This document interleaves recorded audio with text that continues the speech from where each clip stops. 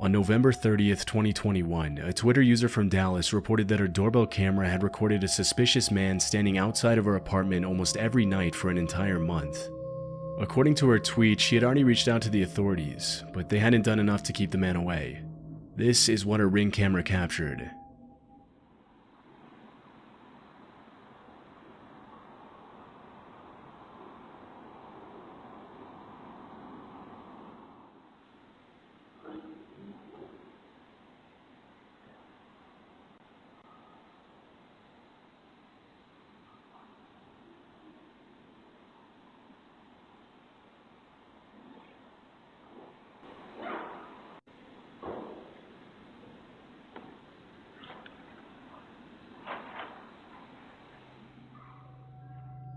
In most of the clips, the man can be seen standing eerily still outside of the woman's apartment, possibly waiting for her to come outside.